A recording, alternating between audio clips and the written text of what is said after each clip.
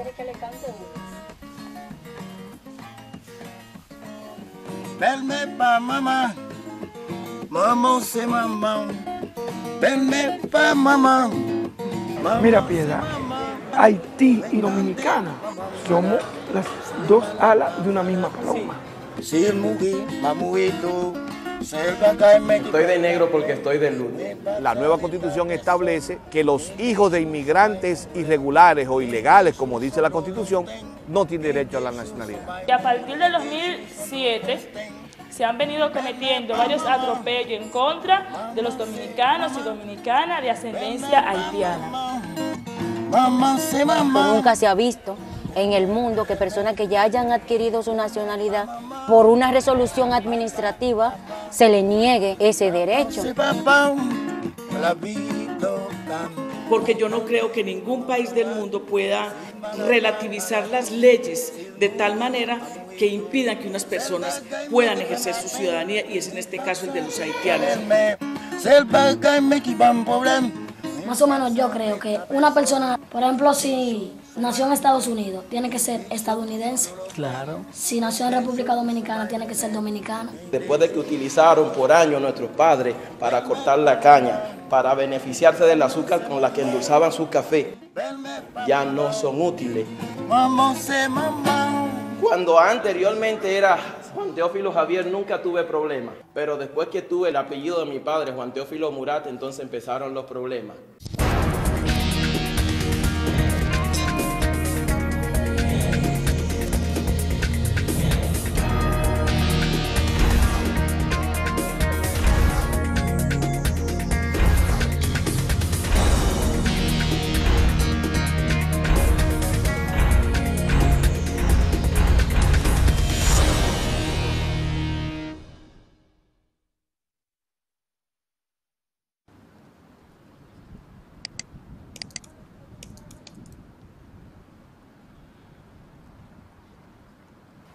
Hola, mi nombre es Rosalba Yan, tengo 22 años. Nací en República Dominicana, pero no tengo un documento que compruebe que nací aquí. Por la discriminación que hay aquí por ser descendiente de haitiana. Y le voy a leer una breve historia que escribí. Mi vida. Mi madre desde niña llegué a este país. Desde muy joven comenzó a trabajar como una empleada doméstica. Luego nos tuvo a nosotros sus 5 hijos. Cuando nos tuvo, ella no tenía ningún documento para poder declararnos. Pasa el tiempo, ella intenta declararnos, pero le dicen que tiene que estar legal. Ella comienza todos sus procedimientos, va a la embajada haitiana, se declara y tiene su acta de nacimiento. Luego hace los trámites de su pasaporte, después los trámites de residencia. Como no tiene recursos para pagar un abogado, se detuvo el procedimiento. Pero luego, en el 2005, una familia, donde ella era empleada, comenzaron a darle ayuda pagándole un abogado. Obtuvo su primera residencia por 1 año. Luego, en el 2007, comenzó con los trámites de nuestra declaración, de mí y mis 4 hermanos. Fue a la 12ª oficialía donde nos tenía que declarar. Se la negaron, la mandan a la embajada de Haití y estando allá pide ayuda. Le dicen que no están declarando y que era en República Dominicana que habíamos nacido y que la declaración nos tocaba aquí.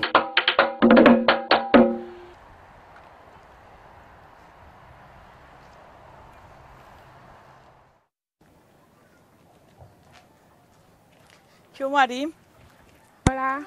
¿Cómo estás? Bien, bien, gracias. ¿Cómo te ha ido? Bien. ¿Tus hijos? Sí, mis hijos. Tengo a Rosalba, que ya usted la conoce. Sí. Tengo a Rosaltagracia, que no estás aquí. Rosaltagracia tiene 20 años. Tengo a Rosana. Rosaltagracia, por falta de documentos, está trabajando como niñera. Usted sabe, aquí, si no tiene documentos, no puede trabajar ni en una zona franca. ¿Ellas nacieron aquí? Sí, todos mis hijos nacieron aquí. ¿Y por qué no tienen documentos? Bueno, no tiene documentos. Primeramente, cuando nacieron, no lo declaré porque no tenía documentos. Ven, sentémonos allí. En el 2006, sí, obtuve mi primera residencia provisional. Entonces, comencé los trámites de nuevo de la declaración tardía de mis hijos. Sí. Entonces ahí, por lo menos en el 2007, fui a depositar en cada oficialía correspondiente. Entonces la embajada me recomendaron, como yo no tenía cómo pagar un abogado, me recomendaron y a MUDA. MUDA es una institución que ayuda a personas como yo que tenemos esos problemas. Cuando la abogada siguió y investigó y habló con ellos, entonces ahí decidieron mandar un comunicado a la Junta Central Electoral. Eso fue desde el 2007, ya en el 2009 todavía no teníamos noticias porque ellos cada vez que iba decían que no, que todavía, que la Junta no ha dicho nada, porque dice que ellos cuando nacieron, yo estaba ilegal en este país, por lo tanto, ellos no pueden tener un documento dominicano. Entonces las Tres Rosas quedaron sin documento también. Entonces quedan sin documento. Hace 4 años ya Rosalba estuviera en la universidad. Ella pudo terminar el bachiller porque luché, fui para la Secretaría de Educación y hubo muchas personas que tuvieron interés de ayudarme. Prácticamente su sueño, le han matado su sueño.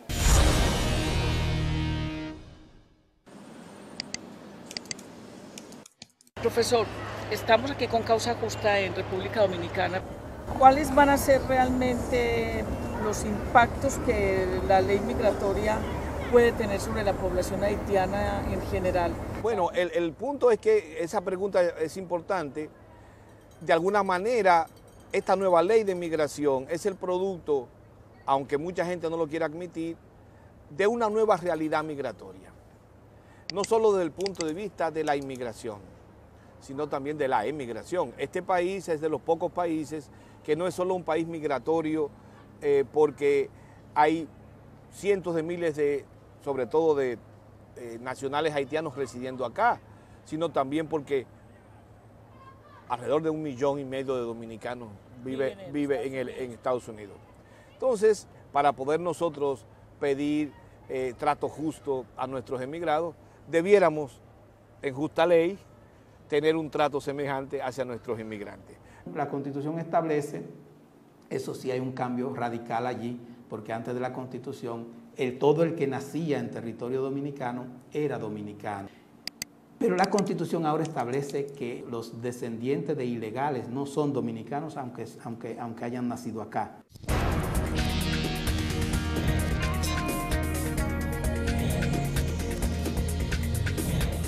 Since the beginning of the 20th century, the Haitian workforce has been very important to the Dominican Republic.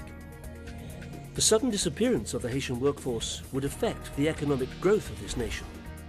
However, the hostility toward the Haitians has been a common denominator of Dominican Republic migration policies. A recent example of this practice is the immigration law from 2004. Article 28 of this law established that foreign residents in the country who give birth must go to their respective consulate to register the child.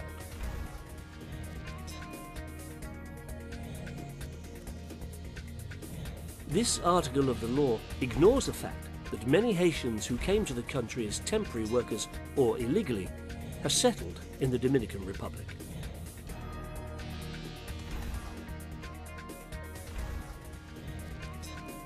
Even more aggressive is Article 283,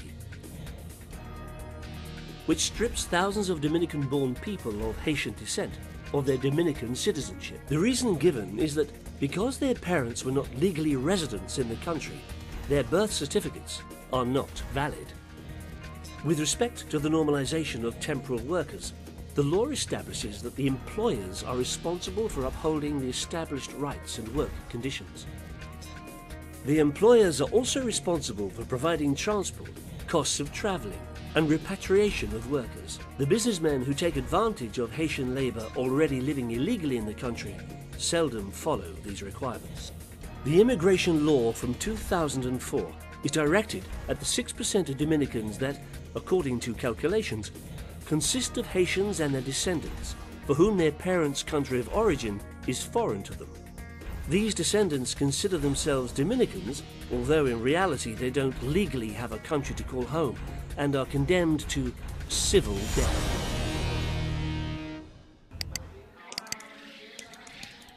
Nos llegó un regalo anteayer, entonces nosotros dijimos, no, para los muchachos y muchachas de San Pedro de Macorís, que siempre están tan encendidos en la lucha y que siempre están tan comprometidos. El primer saludo que me dio una gente que no conocía es, aquí tiene una nueva aliada para la causa. Y digo, yo ese es San Pedro de Macorís, ese proceso que llevamos. Un aplauso a Piedad Córdoba.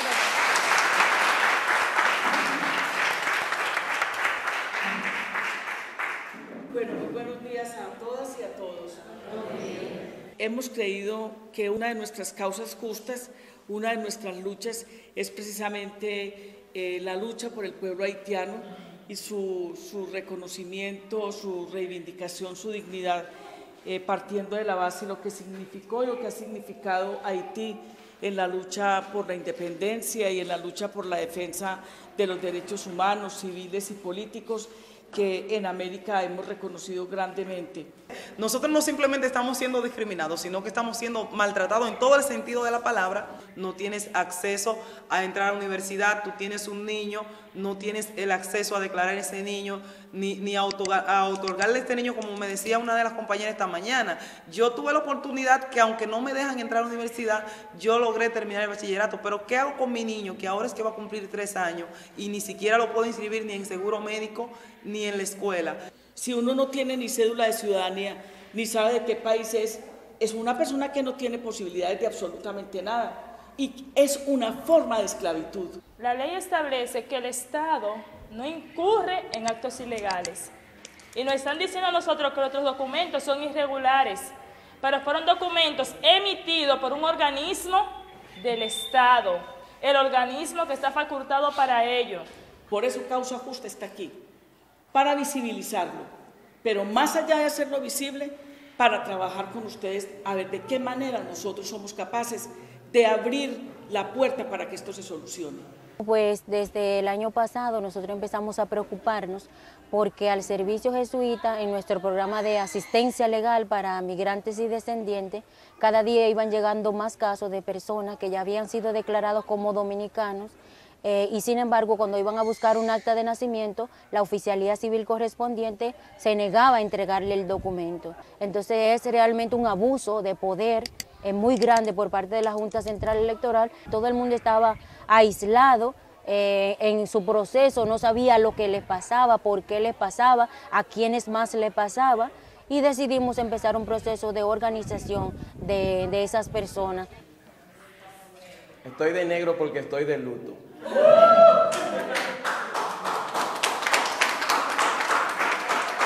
De luto porque hay un sinnúmero de dominicanos que ya han muerto civilmente, que después de que utilizaron por años nuestros padres para cortar la caña, para beneficiarse del azúcar con la que endulzaban su café, ya no son útiles. En la historia se escribirá esto que se sucede hoy, porque todos los que estamos aquí, nacimos aquí, comimos esta comida que la ganaron con sudor de su frente nuestros padres y hoy nos limitan porque no quieren que nosotros seamos ni doctores, ni abogados.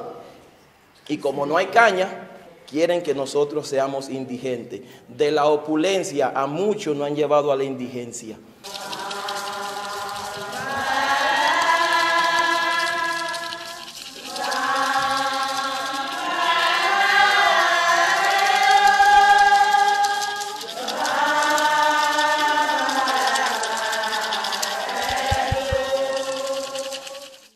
Córrete para allá, mi amor.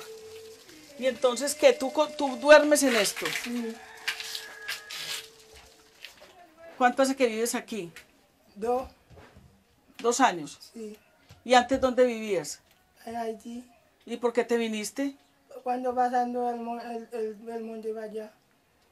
¿Terremoto? Sí.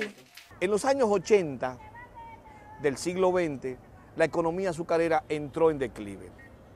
Al entrar en declive se redujeron las áreas de siembra de la caña porque se redujo la demanda, se comenzó a desmontar gran parte del sector azucarero, bueno, porque ya los precios habían caído, hasta de hace unos 5 o 6 años que comenzaron a crecer.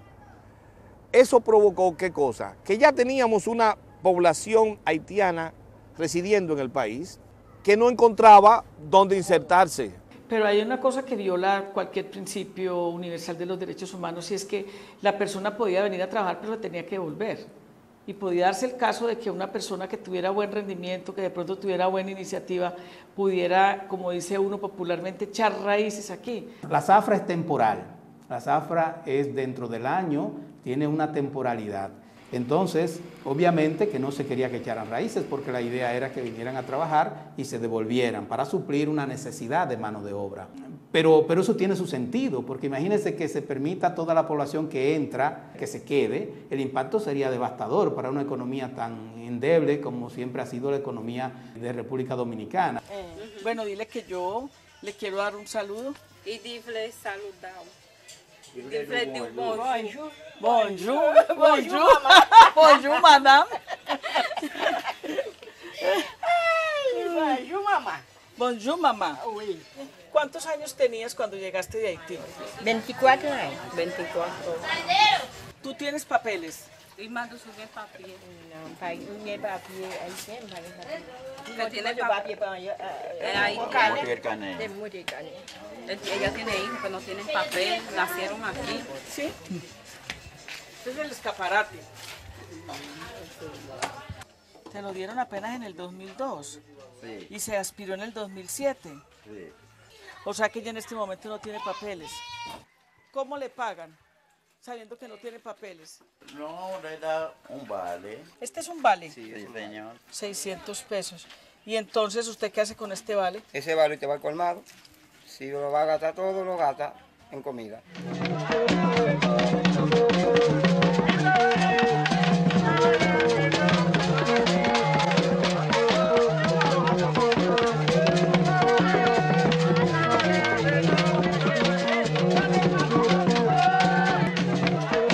Vivir aquí en los batalles sin documento es algo difícil, con el cual no impiden que podamos echar hacia adelante, más los hijos de los inmigrantes haitianos, que ya tienen muchas décadas aquí en el país. Entonces, al llegar ellos, se enamoran, tienen hijos. Al no tener su documento, lo que le pegan a los hijos es ir a picar caña y la hembra casarse temprano porque no tienen un desarrollo con el cual podemos decir, bueno, con eso vamos a vivir en el mañana.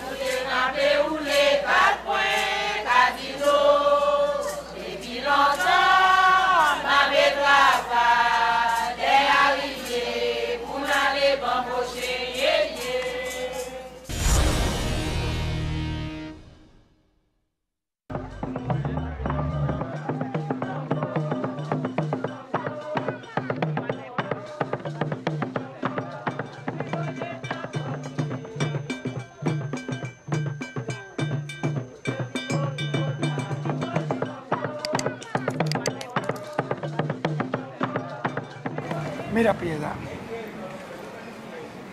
nosotros hemos vivido de espalda a Haití en un proceso de desinformación, en un proceso discriminatorio y racista. La clase dominante dominicana han ideologizado la racionalidad de querer plantear de que Haití es el país más pobre de América por su religión, por el vudú, sí, que es una religión de salvaje, que es una religión de ignorantes, de negros, sí, diabólica. Sin embargo, la realidad nos dice que Haití tiene esa pobreza por los saqueos de los imperios. Sí. Los imperios han sido los responsables de la pobreza de Haití. Entonces, no es posible, por ejemplo, que nosotros podamos vivir de espalda a Haití. Sí. Lo decía Haití, somos las dos alas de una misma paloma. Sí.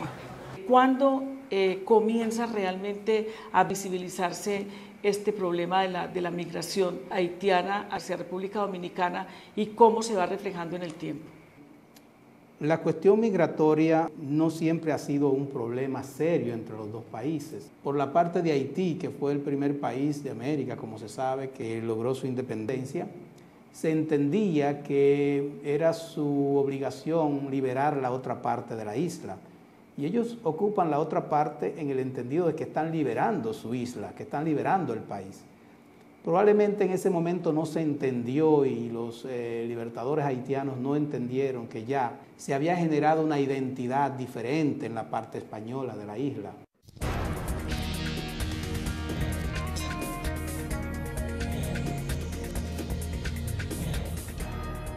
The history of the Haitian migration towards Dominican Republic goes back to the end of the 19th century. the national labour market started to become insufficient for the growing Dominican sugarcane industry. In 1915, the United States started their bloody occupation of Haiti, which lasted for 19 years. The United States occupied the Dominican Republic for 8 years in 1916. In 1919, the occupying governments from both countries encouraged the Haitian migration toward Cuba and Dominican Republic to work in the sugarcane plantations belonging to North Americans. In 1930, the dictator, Rafael Leonidas Trujillo, takes over the Dominican Republic government. His plan consists of the re-establishment of the country based on a deep anti-Haitian sentiment and the exaltation of European racism. In 1937, as a plan to control the borders between the two countries, Trujillo orders to kill any Haitian that cannot show Dominican identity papers. Between 12,000 and 30,000 Haitian citizens are killed. In 1952, the governments of Haiti and Dominican Republic sign an agreement for a supply of Haitian temporal workers to the Dominican sugarcane industry. The agreement was in place until 1986. In 1962, 2 sugarcane plantations belonging to Trujillo are nationalized. In 1966, the Sugar State Board is secured. This board starts to manage 12 sugarcane plantations belonging to Trujillo. In 1983, a report by the International Labour Organization, OLT, reveals the buying and selling of Haitian nationals conducted between the government of Puerto Príncipe and the Dominican Republic Sugar State Board. This report also states that this labour is kept in dire and helpless obedience to serve government and private interests with the help of foreign aid. The reasons for these labour conditions are the same held by the slave traders from 2 centuries earlier. Short-term profit was the main motive of the abuse, together with the ignorance and apathy of the consumer that favour cheap products. In the 80s, the fall of international sugar prices results in the crisis of the Dominican sugar industry. In the last 20 years, the diversification of the Dominican economy towards other agricultural, services and construction sectors continues to rely on Haitian labour.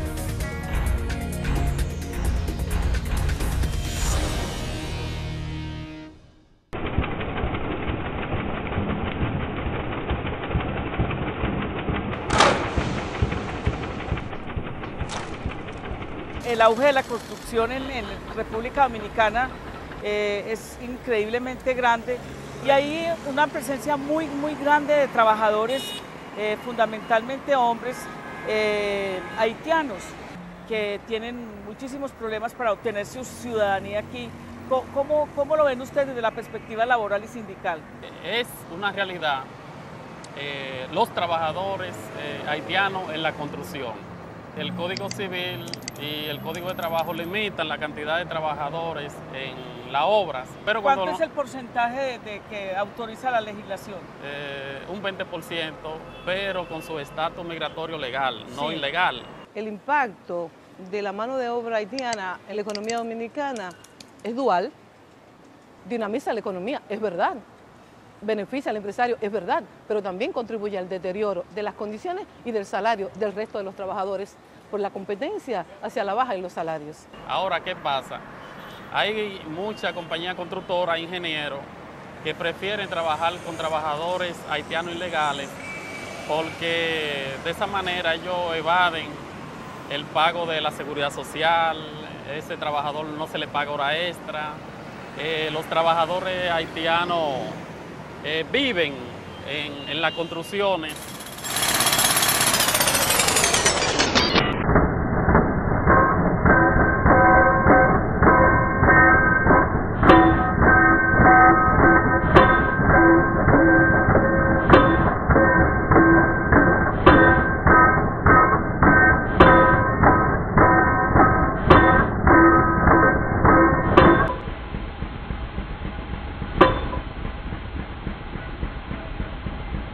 Hay que entender primero, Piedad, la historia de Haití.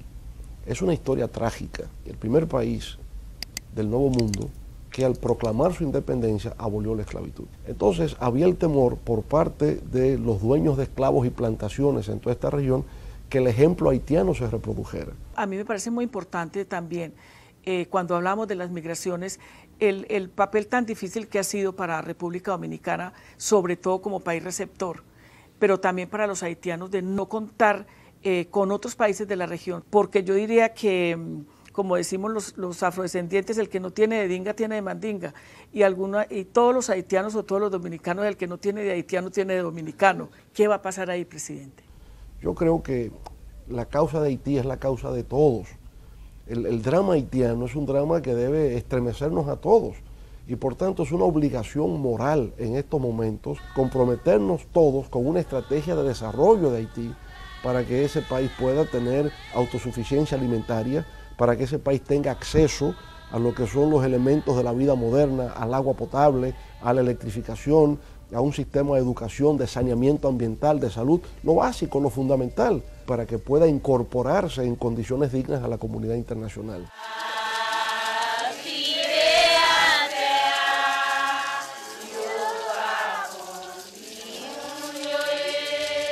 No he podido tener un buen empleo, o sea, no he podido viajar, he tenido oportunidad y tampoco he podido por la falta de documentación. Tuve mucho conflicto con los estudios. Mi sueño es ser una pediatra, la pediatra más importante de todo el mundo.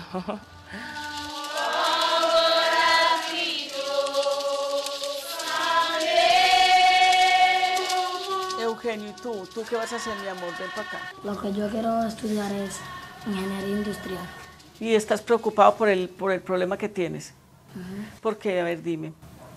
Porque mi madre tiene muchos años luchando con eso. Sí. Y la Junta como que no quieren que nosotros tengamos nuestros documentos.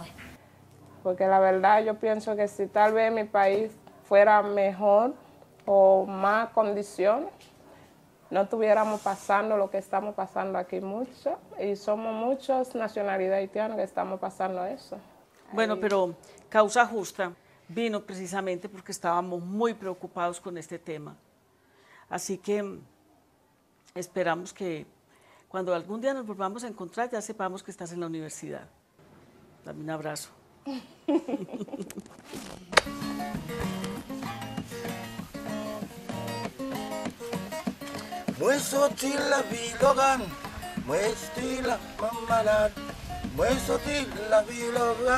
Yo estoy indignada humanamente por todo lo que está pasando con los hijos e hijas de migrantes. Es una injusticia a todas luces, es un genocidio civil inadmisible. Qué pena que en un país que ha progresado tanto, que ha avanzado tanto, todavía se estén aplicando sistemas de barbarie. Las élites más conservadoras han recrudecido su negación de la necesidad de modernizar el sistema de derechos en el que justamente debe ser beneficiario los propios inmigrantes. Pero por otro lado, la inmigración se ha hecho cada vez más importante. ¿Cómo tú caminando por una calle de esta encuentras un letrero que diga fuera los haitianos? Estamos llegando a una xenofobia, es muy peligrosa, que lo que hace es sembrar odio. ¿Cómo puedo vivir en un país de derechos sin derechos? ¿Cómo?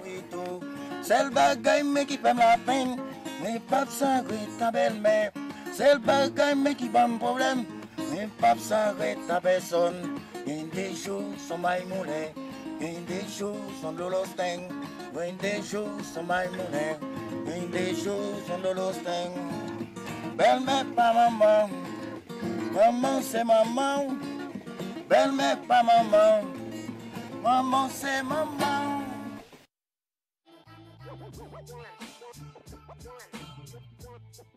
Community organization and revolutionary verse fused in And Don't Stop. A window to urban culture and political resistance, conducted by the hip-hop band Rebel Diaz. And Don't Stop, Friday, only on teleSUR. A sign of resistance to hatred and injustice, Bill Fletcher Jr. conducts a discussion and analysis space to reveal the social struggles of Black people on The Global Africa. Wednesdays, only on teleSUR.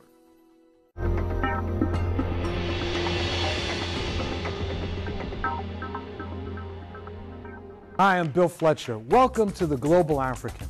Every week, we'll discuss the issues that impact not only the people living on the continent of Africa, north, south, east, and west, but those who, thanks to the colonialism, have created what we call the African diasporas.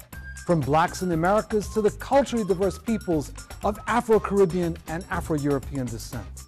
We'll together do a deep dive into what it means to be a global African in the 21st century. Thank you for joining us, and thank you for joining us in this journey as we together explore the African world. One of the most striking features of the U.S. working class is that Black workers repeatedly, in virtually every opinion poll, have proven to be the most pro-union segment of the population. They're the most unionized, but also the most pro-union. The workers who, in any organizing effort, are almost always the first to join the union, to engage, to support organizing efforts, as well as to mobilize. Yet, despite this role that Black workers have played, this sympathy for unions, as well as active role in building the union movement, the U.S. union movement doesn't seem to be quite clear as to what relationship it should have to Black workers and what relationship Black workers should have to the renaissance of labor in the United States. Joining us this afternoon is Bob Moore, longtime trade unionist, activist in the Black freedom movement in the Baltimore and Washington, D.C. area. Bob got his start in the trade union movement in 1969, became the president of a healthcare union in 1986, and held on to that position until 2005 when he stepped down from office. Thank you very much for joining us, Bob. Thank you. So, Bob, we have a situation right now where there's a poverty rate among Black folks of about 27% nationally. We have an unemployment rate among Black workers of 11% compared to 5% for whites. I'm not going to go through all the other demographics. But the question is this something that the trade union movement needs to be addressing?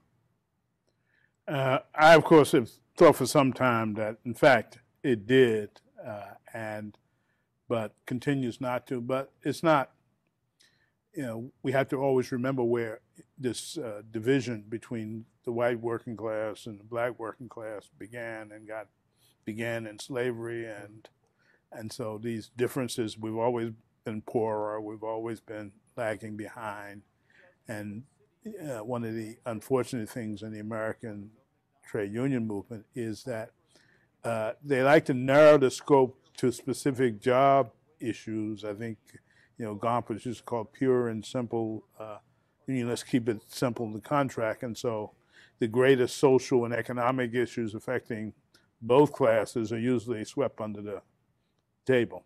But when you were the president of your healthcare union, which was eventually became part of the Service Employees International Union, you had a different vision for what trade unions should be doing.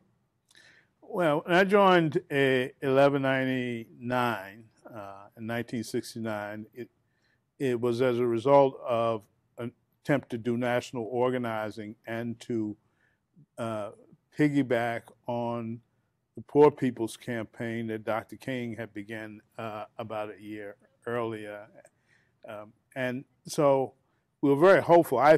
Coming out of what was the Student Nonviolent Coordinating Committee and finding this new vehicle, which I thought would help us organize more workers and move the power questions ahead.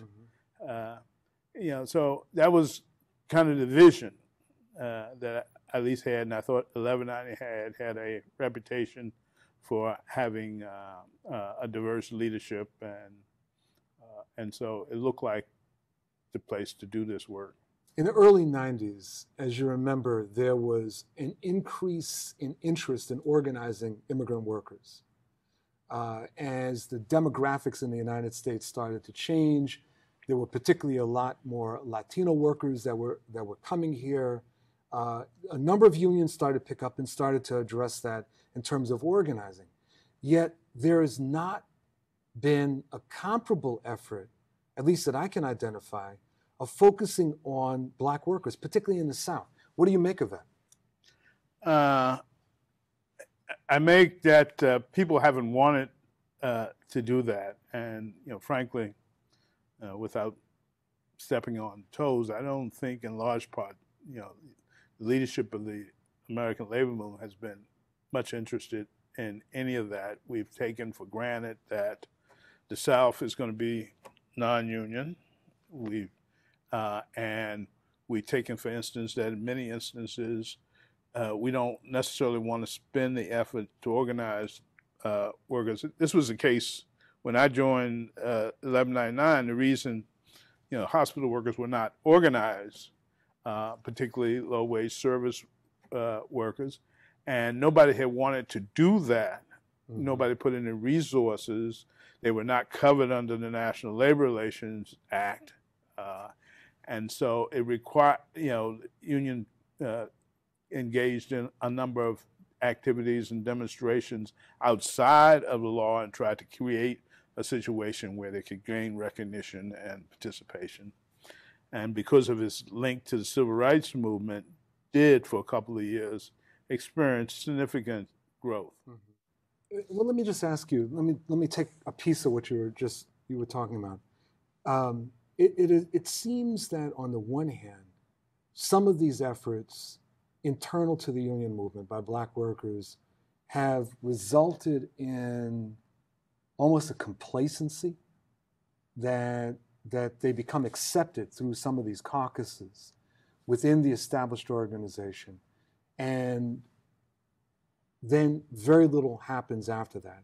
The other thing is, to be very pointed, that Black workers seem to scare white folks. I mean, would you say that's true? Well, I think that's generally true in America, but what I would say is it's not so much that, though, as a problem, as what the definition of the union becomes to people. Right, because you get a job on the union staff, and the union's been good in that sense. The union's been good in moving contracts of people ahead. So the union is, in large degree insular. It's not, looking out at the larger community. And as a general rule, Black workers and other workers, pretty much get sucked in. The union becomes a sideline, it's not a movement, it's a sideline. Church is more important, mm-hmm. Right. Community clubs are more important during these, and so the union has this space built around, I think, Gomper's notion of pure and simple. Mm-hmm. And Black workers are, like everybody, they're subject to that notion, because I know many Black workers think the union the union has been good, and they've often been very successful, and people become content. Race always remains an issue and a factor, but inside the union, people tend not to want to discuss the issue of race. Indeed. I want to thank you for joining us. This has just been a wonderful discussion, and I appreciate you taking the time to do this. I am at your beck and, brother. Thank you very much. Struggle does continue. It does indeed. It does indeed. The Western Sahara is often and perhaps dismally known as the last African colony.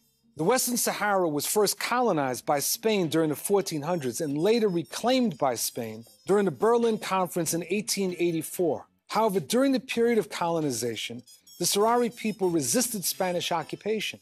By 1975, after years of resistance from the Sahrawi National Liberation Movement known as Polisario, the Western Sahara was decolonized, and the Western Saharan people were, at that point, supposed to govern themselves. However, in November of 75, at a meeting called the Madrid Accord, Spain gave Morocco and Mauritania rights to the Western Sahara, which illegally recolonized the Western Sahara, despite protests from the United Nations and the Organization of African Unity. the International Court of Justice determined the Moroccan and Mauritanian claims of sovereignty over the Western Sahara were illegitimate, with no legal stake in the territory. Despite a global consensus that the Western Sahara had a right to its own sovereignty, King Hassan II of Morocco ordered the Moroccan invasion of the Western Sahara in a campaign that came to be known as the Green March in November of 1975, when 200,000 to 300,000 Moroccan citizens were sent to claim the Western Sahara as a territory of Morocco. Morocco increased its aggression with airstrikes against the Sahrawi citizen settlements, with both napalm and cluster bombs, causing a mass exodus of at least 165,000 Sahrawi citizens over the eastern border, where they settled in tented communities close to the Algerian town of Tindouf. For almost 40 years, nearly half of the indigenous population of the Western Sahara have lived in refugee camps in Algeria. In the time during the conflict, Morocco has sold licenses to phosphate-rich mineral deposits in the Western Sahara to private multinational companies, though the global consensus is that they have no right to the land of the Western Sahara. These are some of the issues that have contributed to this nearly 40-year conflict over the right of a people to govern themselves and control their own land. Today, on The Global African, we will examine the plight of the people of the Western Sahara, the people of the last African colony. Today, it's our honor to engage in a discussion with Dr. Jacob Monday, a professor from Colgate University in New York State. Dr. Monday is a specialist in armed conflict and humanitarian interventions in Northern Africa. He also is the co-author of the book Western Sahara, War, Nationalism, and Conflict Irresolution. Dr. Monday, thank you for joining us on The Global African. It's an honor to be with you. So, Dr. Monday, let me just start with what may seem like a very simple question, but one that plagues many people. Why is it that the conflict in the Western Sahara has lasted so long? I mean, we're talking decades. Yeah, I mean, the conflict is approaching its fourth decade very shortly. There are a lot of reasons for its perpetuation. One is just two mutually exclusive visions regarding Western Sahara. You have Morocco believing that Western Sahara is part of its sovereign territory, and then you have a nationalist movement that wants to create an independent republic in the territory. But at the international level, you have an international community that is largely indifferent to the conflict, not interested in managing it or giving it serious attention. And so year by year, the conflict drags on and the Security Council pays attention to it, maybe a couple of days at the end of April every year when we have to renew the UN mission. But otherwise, it's largely a forgotten conflict that's very low on the agenda, if on the agenda at all. The conflict seems to bear an interesting resemblance to the Israeli-Palestinian conflict. I mean, in the Western Sahara, you have these massive settlements of Moroccans, the ignoring of any issue of self-determination for the Sahrawi people. Do you think that that's a fair comparison? Well, certainly Morocco's presence in the territory can be described and has been described by international legal scholars as an occupation, and thus warranting the application of the Geneva Conventions to the situations. One of the effects of that, of course, is that Morocco's settlers in the territory, who outnumber the indigenous population by at least 2 to 1, are there illegally. And Morocco has violated international humanitarian law by bringing so many of its citizens into the territory.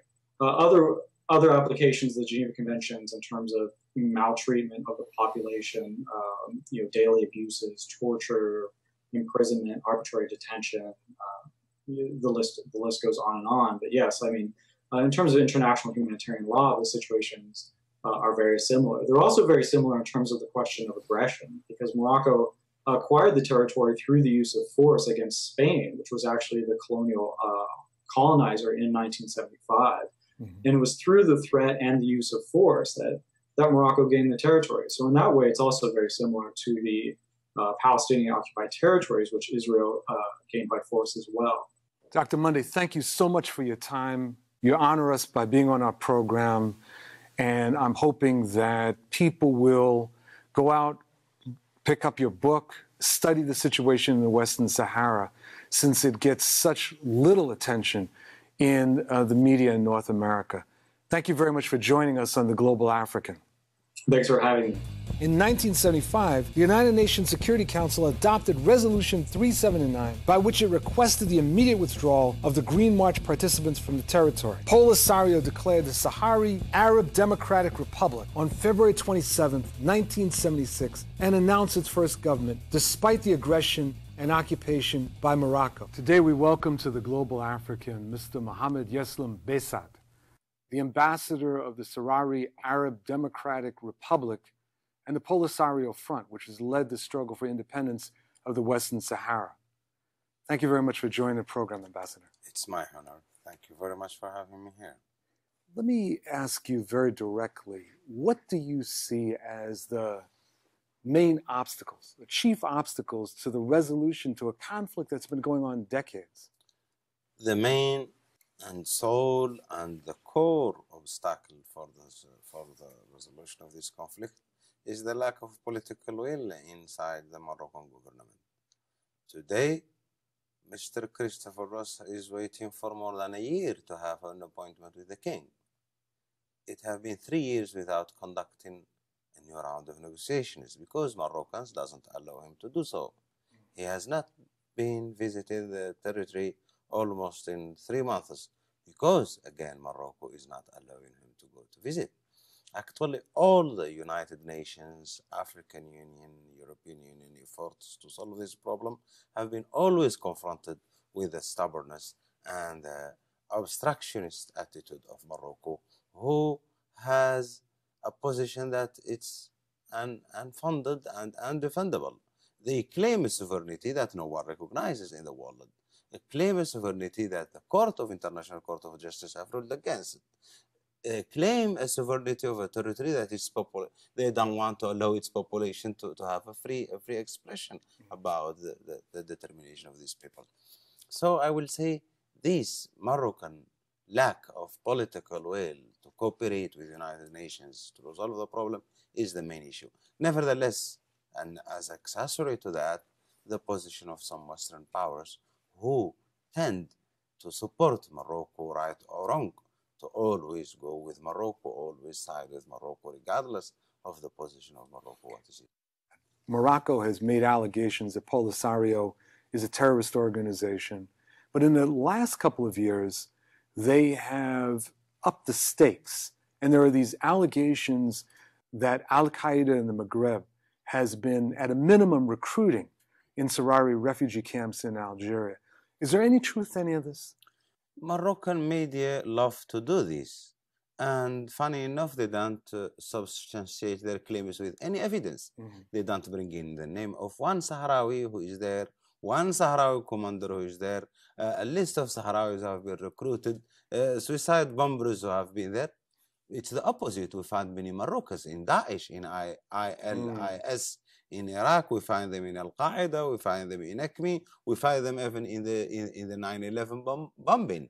You know, Moroccans, terrorists have been in every terrorist organization, but no one is there to say that government of Morocco is supporting to that. Morocco is trying to make the amalgam between some Sahrawis who might be, we are still waiting those to see, right, and the link between Polisario. But the problem that Morocco is facing, that for many years he tried to label Polisario as a Marxist-Leninist organization, is when the Cold War was there. Right. Now the Cold War is not there. He's trying to label Polisario as Salafist, and maybe tomorrow, if there is a new phenomena in the world, Morocco, you know, like there is no fixed nature for Polisario. No, it's Morocco fix its nature and its identity as it suits him in the international media, and it's doing more harm to Moroccan propaganda than to the reputation of Polisario, which now 40 years old organization, well known in North Africa and in the world. One thing that I've been wondering about the work of Polisario is that with the settlements by the Moroccans and the Moroccan settlers now outnumbering the native Sahrawis, what is Polisario doing within the occupied territories? How is it organizing? And what kind of relationship does it have with the settlers, if any? The settlers are two kinds, very different from each other. Those are soldiers who are linked totally to the occupation, to the administration, families of the soldiers, of the colonels, of the officers, of the administration, part and parcel of the occupation apparatus.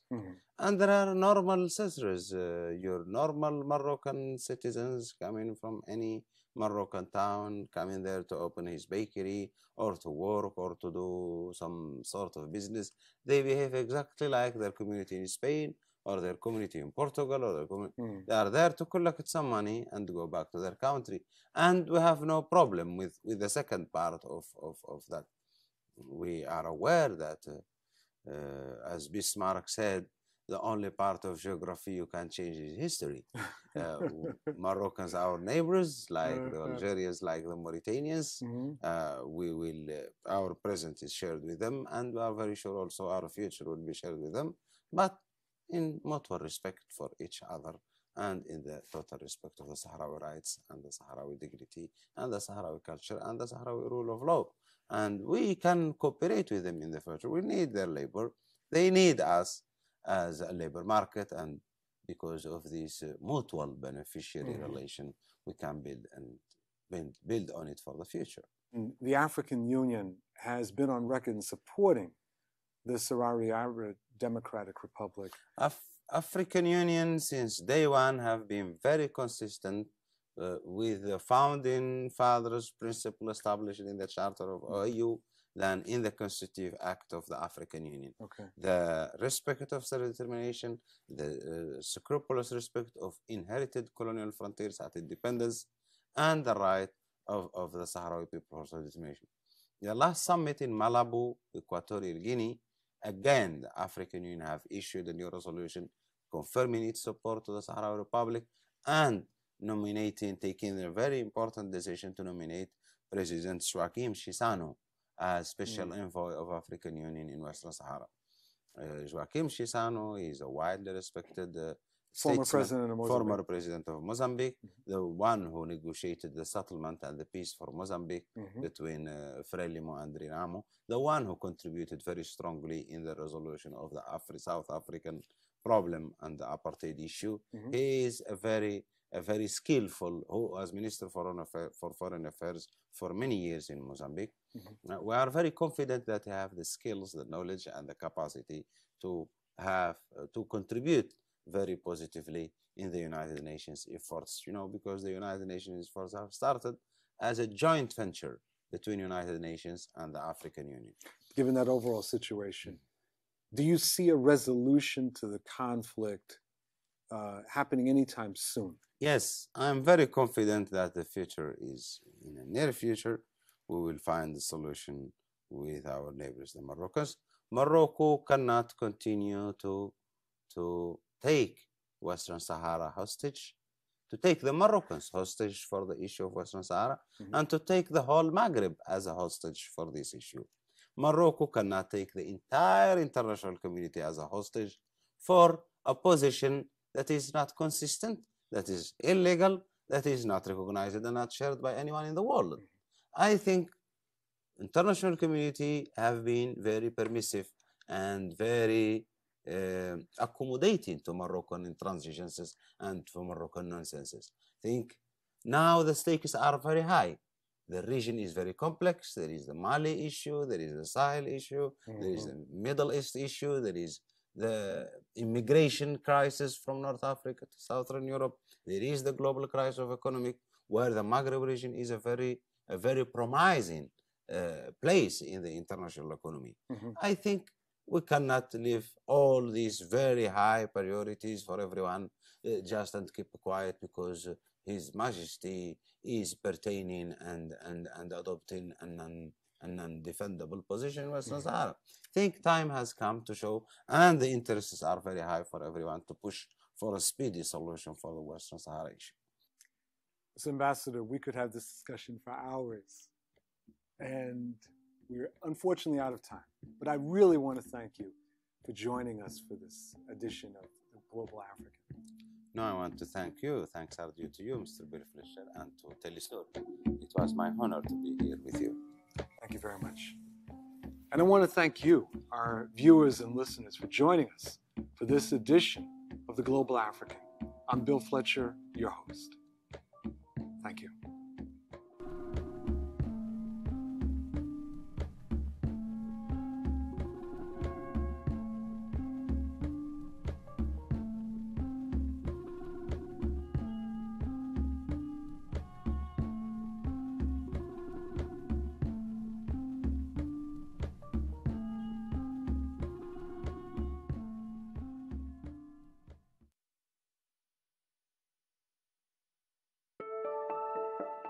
It is time to stop and listen to ourselves.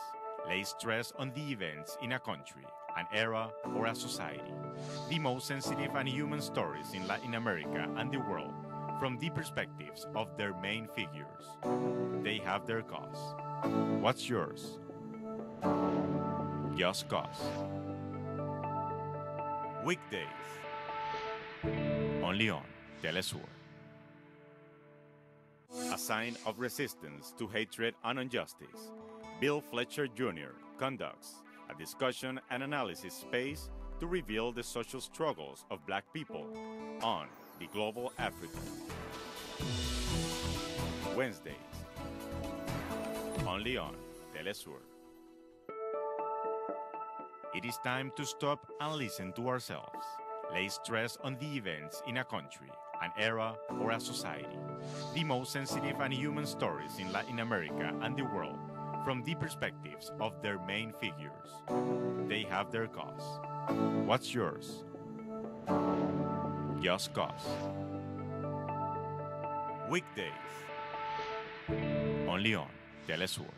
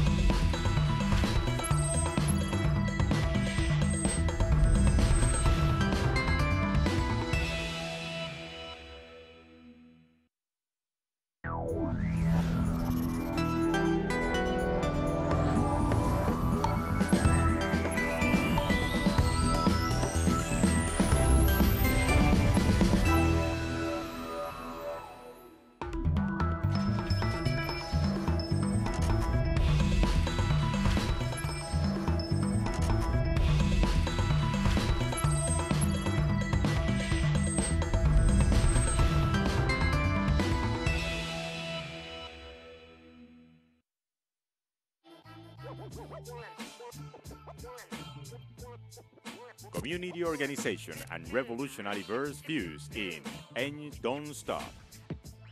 A window to urban culture and political resistance, conducted by the hip-hop band Rebel Deers. And Don't Stop, Fridays, only on teleSUR. A sign of resistance to hatred and injustice, Bill Fletcher Jr. conducts a discussion and analysis space to reveal the social struggles of Black people on The Global African. Wednesdays, only on teleSUR. The evidence is well organized. It reveals the stratagems that the power uses to control the system. Both resistance and dissidents condemn the crimes committed to achieve some whims. On the basis of evidence, the journalist Chris Edge exposes Days of Revolt. Thursdays, only on teleSUR.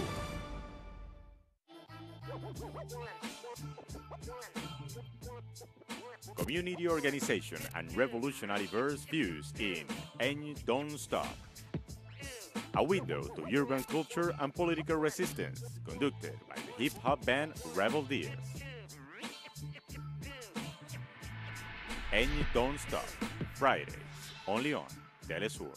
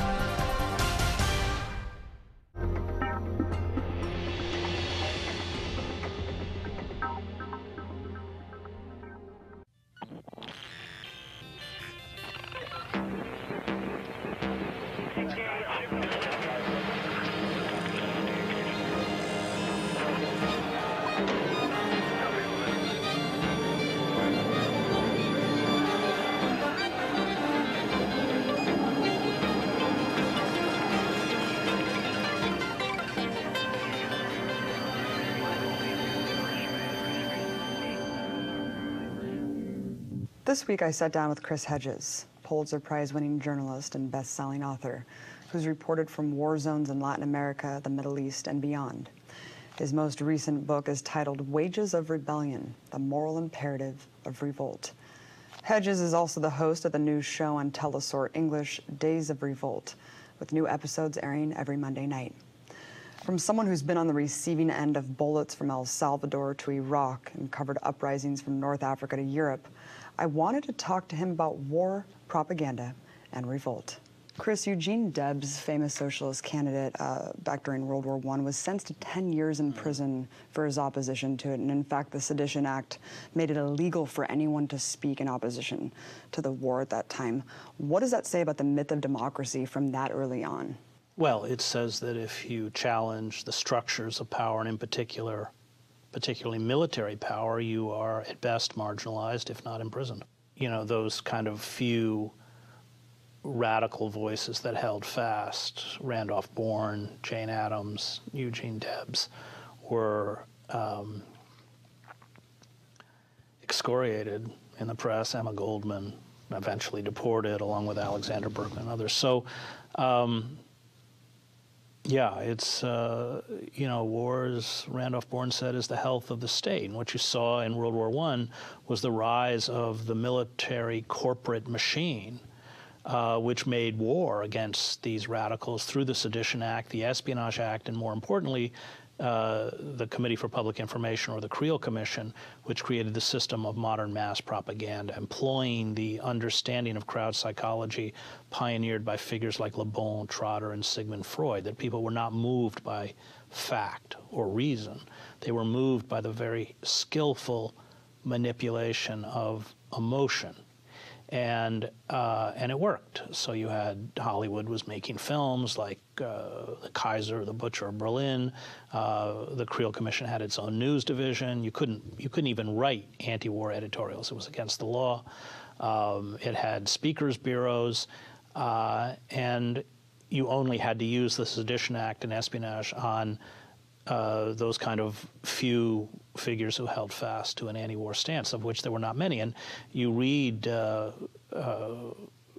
people like Jane Addams, and part of what they are most depressed about is how easily the intellectual class, even the purportedly left intellectual class, was seduced into the war effort. And then after the war, the dreaded Hun becomes the dreaded Red, and we enter what Dwight McDonald calls this psychosis of permanent war in the name of anti-communism.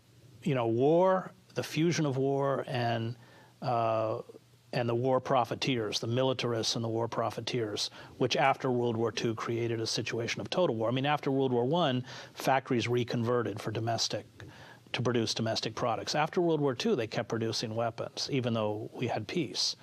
So that we could obliterate every Soviet city 10 times over with nuclear weapons. I mean, it was nuts. But with, you know, guaranteed cost overruns and guaranteed profits, that fusion of the militarists and the corporatists hijacked the country, disemboweled the country economically, and made war on all of those advances that had come under the New Deal. So it had both an economic impact and a political impact. And the U.S. is undoubtedly the world's biggest, most strongest empire, history's biggest and strongest empire, but it operates in a different way than empires past. How has the notion of empire changed over the last century? America is unique in the sense that it colonized itself. So European countries colonized India, Africa, the Spanish, you know, and the Americas. We destroyed, through acts of genocide, our indigenous communities and plundered their resources. So you had, especially with westward expansion, the U.S. cavalry acting on behalf of the mining concerns, the railroad companies, the timber merchants. And once westward expansion was complete, by the end of the 19th century, you began expansion beyond U.S. borders.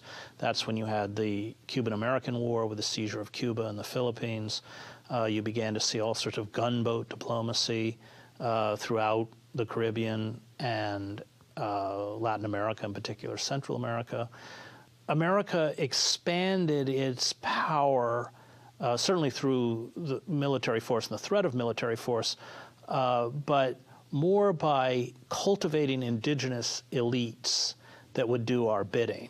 So you saw the rise of all sorts of dictatorships, you know, whether it was Mobutu in the Congo, or whether Somoza in Nicaragua, or the Shah in Iran, and of course we overthrew the Shah's father and then carried out a coup d'etat to replace Mossadegh, the prime minister who was going to nationalize British oil. You know, that form of colonial power protected Western interests. That's why Allende was overthrown in 1973 and Pinochet was put in power to protect the copper industry from being nationalized. And these elites were given tremendous resources. I mean, you saw the same thing in 1954 in Guatemala with Arbenz, who wanted to challenge United Fruit's huge acquisition of Guatemalan land to give landless peasants, you know, an ability to, you know, carry out subsistence farming. And when that happened, the CIA raised a kind of black army, a huge propaganda effort run by Edward Bernays, the father of modern public relations, who had come out of the Creole Commission. And of course, you know, Arbenz becomes a communist in the eyes of the press, which they, you know, through the manipulation of the press, they are able to justify this. So it's a different kind of empire in the sense that, you know, for instance, you know, British troops actually occupied India, although many of those troops were Sikhs, raised from the Sikhs. We find, you know, venal elites who will do our bidding, and when people rise up against those elites, then we provide those elites with the resources by which they can crush any form of rebellion. I wanted to talk about El Salvador in particular, because you've seen, I mean, you've obviously covered extensively the horrors of U.S. wars all over that region. What did this conflict in particular reveal about the lengths the empire will go to maintain economic hegemony? So it's 1979 and the Sandinistas win in Nicaragua. And this sets off all kinds of alarm bells because the Sandinistas, unlike Somoza, who was the dictator of Nicaragua, who was overthrown and later assassinated in Paraguay, were not going to protect U.S. business interests. And they did not want to see this spread throughout the region. And so I covered the war there from 1983 to 1988. And we saw the Reagan administration pump tremendous military, economic, intelligence resources into defeating the rebel group known as the Farabundo Martin National Liberation Front. I mean, when I first got to El Salvador in 1983, the FMLN was winning the war. They created, the Reagan administration, they brought in a huge helicopter fleet, 70 Hueys that they put up in the air, which made it hard for these guerrilla groups to mass in any kind of large military. I mean, in '83, I was able to go out with up to 700-800 rebels at a clip. That didn't happen anymore. They created whole black armies that were recruited from Venezuela, Chile, Honduras, and other places that didn't exist. They were ghost armies. Roughly, our battalion, they call them Cazador, hunter battalions. They're about 350, very well trained, very well equipped, and we would go up into Morazan and come upon the aftermath of tremendous fire, and yet there was no record of a Salvadoran army ever being there. They brought in all sorts of CIA, mostly ex-Cuban operatives, including Felix Rodriguez, who had been part of the effort to hunt down Che Guevara. Indeed, he would show us Che Guevara's wristwatch that he was wearing, taken off Che's body. So there's a kind of classic example of the heavy intrusion of empire to thwart. I mean, half of the population in El Salvador at the time was landless.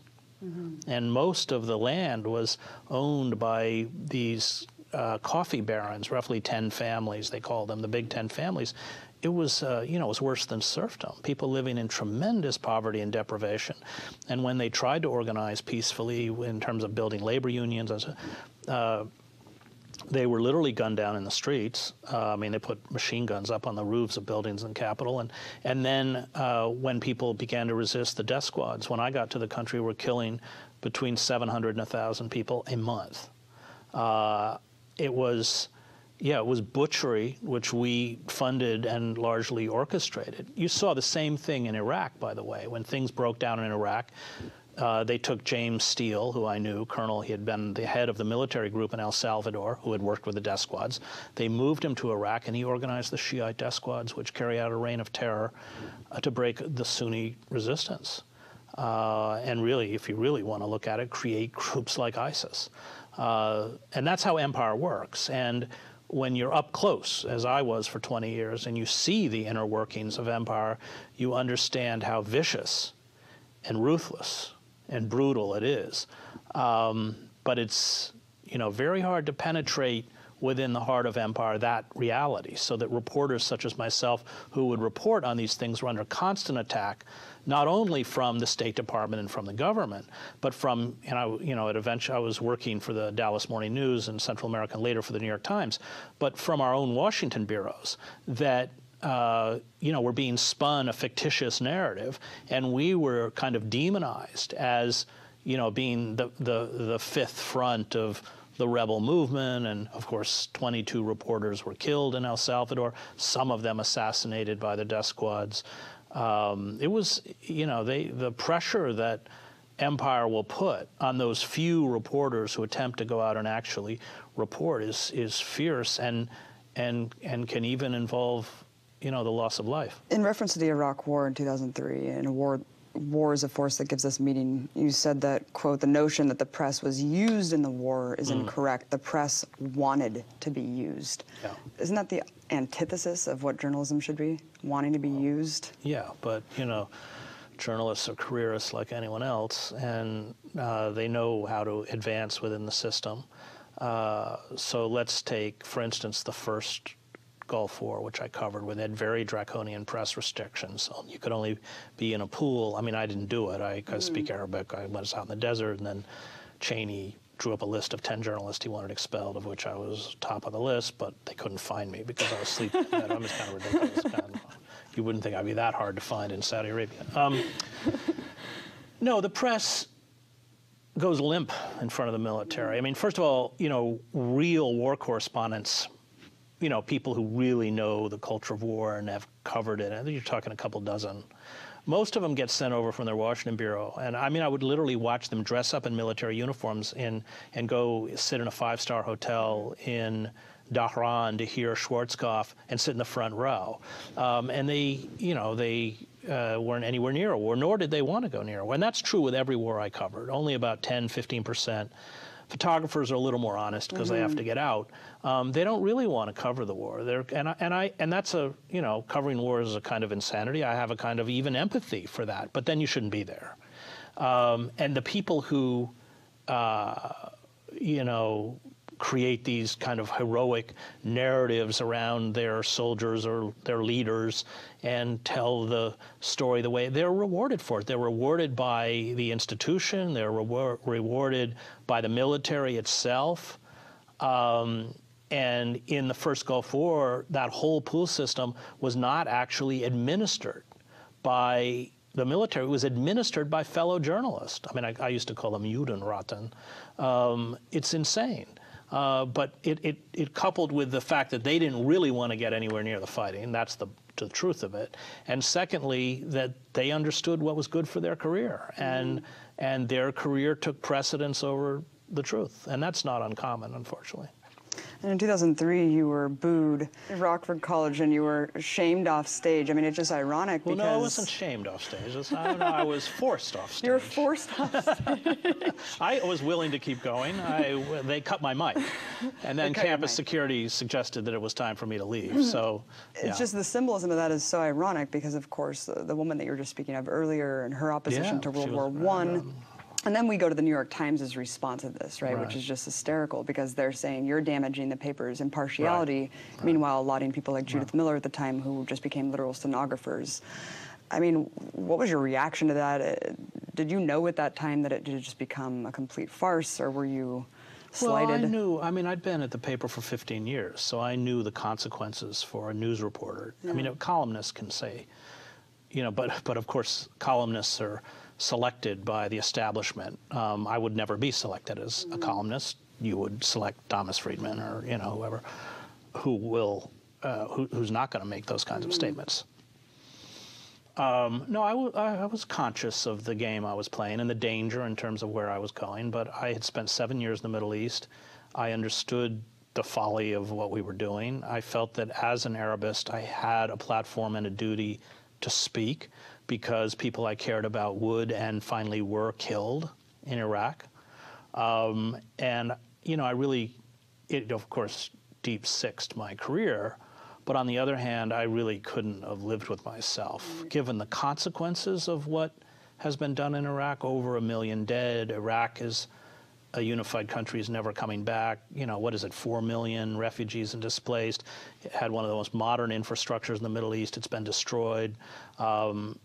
And out of these failed states that we created, or these, you know, failed enclaves, we've seen the rise of groups like Al-Qaeda in Iraq, and which has, you know, finally morphed into ISIS. So, no, I was aware of what I was doing, but you know, nobody likes to lose their job, but I don't think I could have looked back and done anything differently.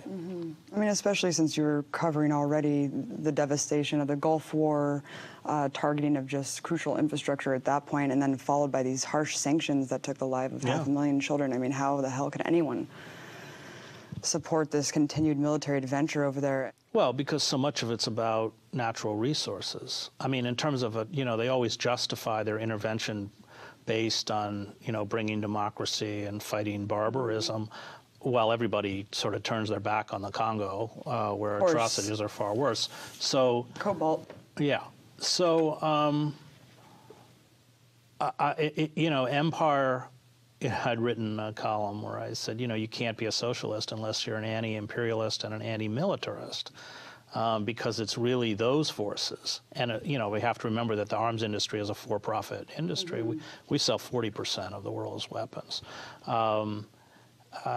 We have to break the back of empire, not only for what empire is doing to what Frantz Fanon calls the wretched of the earth, but for what it's doing at home. Because as it disembowels the country, the harsh forms of control that empire uses on the outer reaches of empire migrate back to the homeland. So you get wholesale surveillance, militarized police, indiscriminate use of lethal force on our city streets.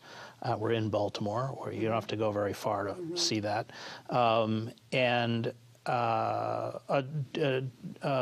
destruction of our most basic civil liberties. I mean, this, you know, this is the disease of empire. It goes all the way back to Thucydides, who saw that as Athens expanded, it destroyed its own democracy. So as Thucydides wrote, the tyranny that Athens imposed on others, it finally imposed on itself. And we're no exception. And that's what's happening. You know, we should be cognizant of the suffering of the Palestinians and the Iraqis and the Afghanis and the Yemenis and the Pakistanis. You know, we should be cognizant of the power of the industrial weapons, the missiles, the 1,000-pound iron fragmentation bombs that we're dropping. We're not. I mean, you know, I think only those of us who've been near the receiving ends of these weapons understand how widespread this lethal force is, the power of these weapons.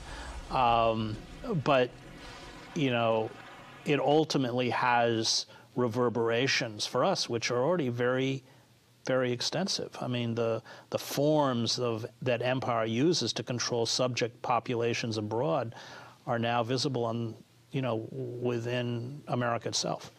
Yet even the most quote-unquote populist candidate today, Bernie Sanders, widely popular among, you know, people who are so-called radical leftists, he has refused to confront the war industry and the crimes of empire and continues to do so. Right. You've pointed this out time and again.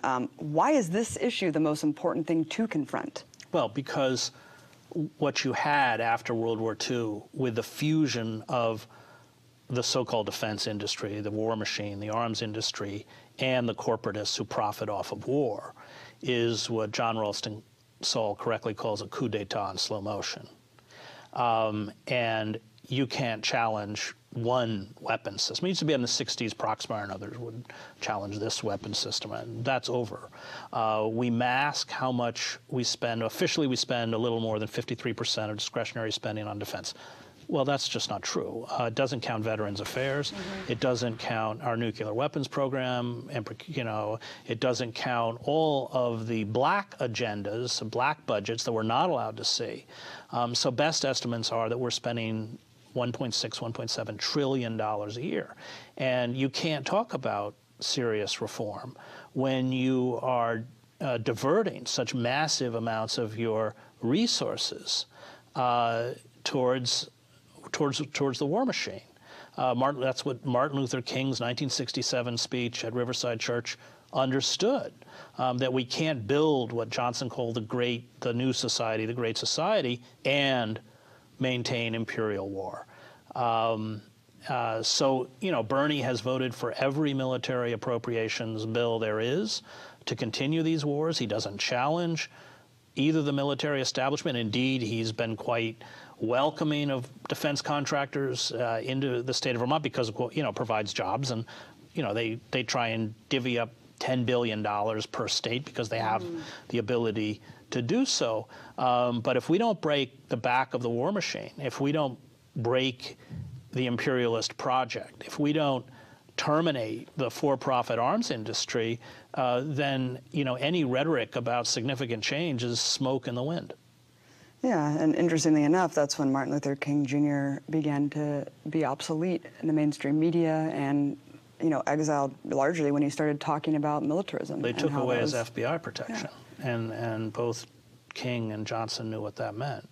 Because of the number of death threats he received, it meant he was doomed. And you quoted Engels in one of your recent speeches on this point, which said that it's either barbarism or socialism moving it's often forward. attributed to Luxemburg. She stole it, but it did come from Engels. Yes, it is really between barbarism or socialism. Either we reconfigure our relationship to each other and to the planet in a radical way, or these forces, which in theological terms are forces of death, will extinguish what hope we have for life. It's that dire, it's that dramatic, as anyone who reads climate change reports understand.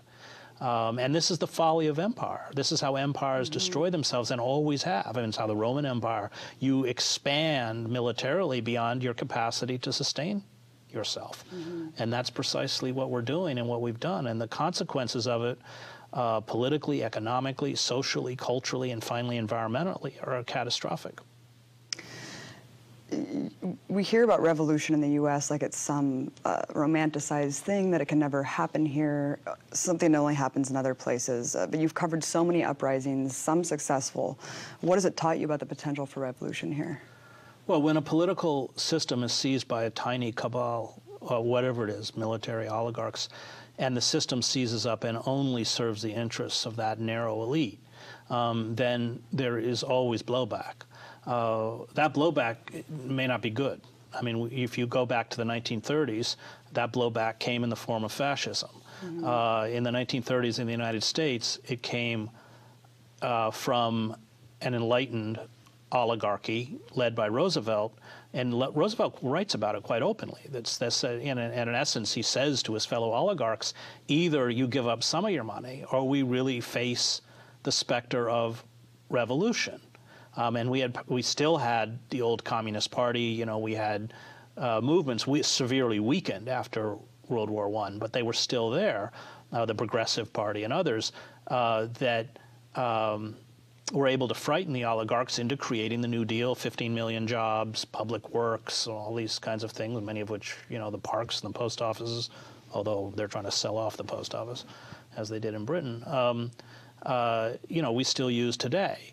But after World War II, those forces set out to destroy Roosevelt used to say, my greatest achievement is that I saved capitalism. You just wrote a great essay that I encourage everyone to read, titled The Real Enemy is Within, in which you write, the reality of empire is nearly impossible to see from the heart of empire.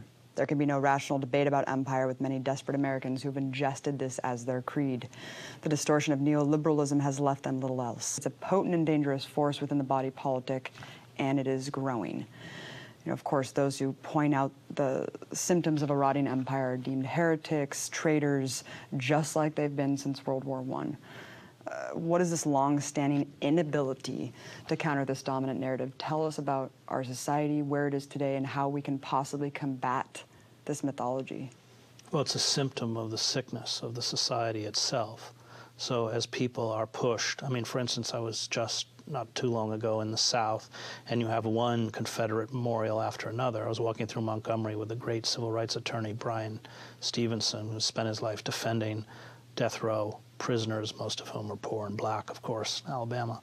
And he said, all this stuff's been put up in the last 10 years. And I said to Brian, this is exactly what happened in Yugoslavia, that as people reached such a point of despair, they were treated into these mythical stories about themselves.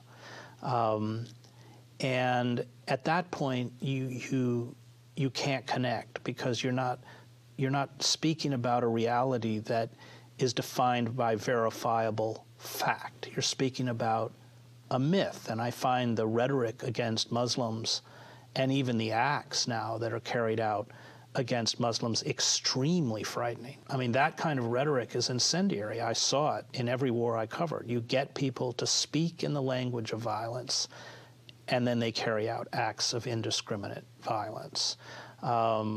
I think we're entering a very frightening and dangerous moment in American history as the government is increasingly, of course, hostage to corporate power and military power, unable to respond to the citizenry, carrying out acts of austerity, stripping us of our civil liberties. We're the most watched, spied upon, photographed, monitored population in human history, and I covered the Stasi state in East Germany.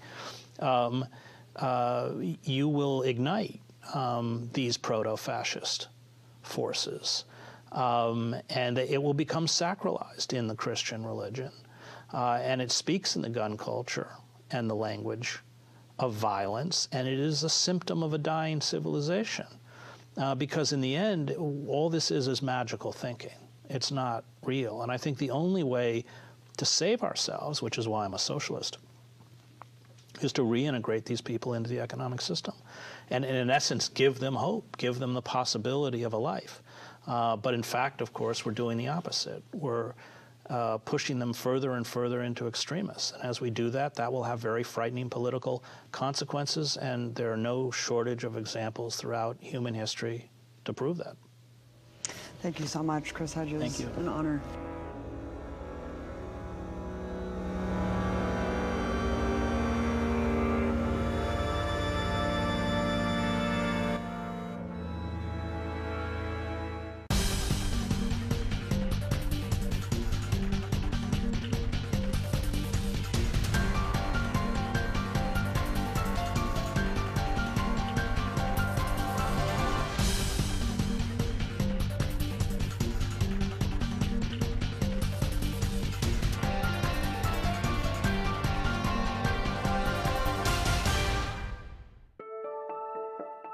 It is time to stop and listen to ourselves.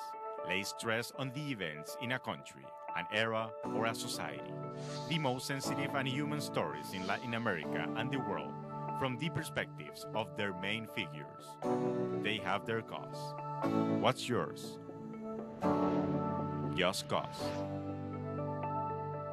Weekdays. Only on teleSUR. A sign of resistance to hatred and injustice, Bill Fletcher Jr. conducts a discussion and analysis space to reveal the social struggles of Black people on the Global Africa. Wednesdays, only on teleSUR.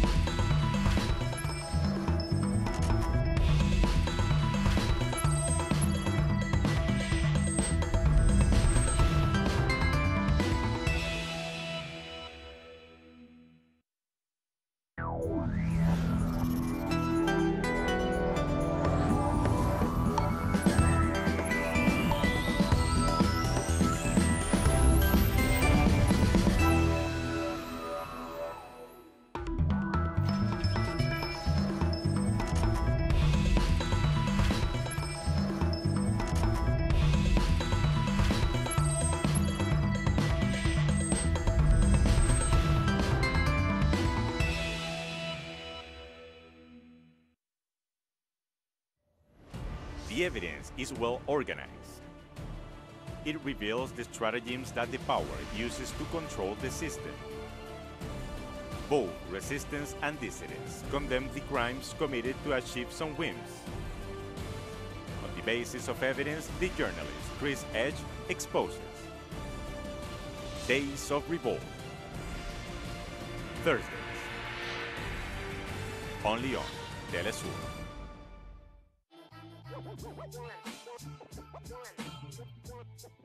Community organization and revolutionary verse fused in And Don't Stop.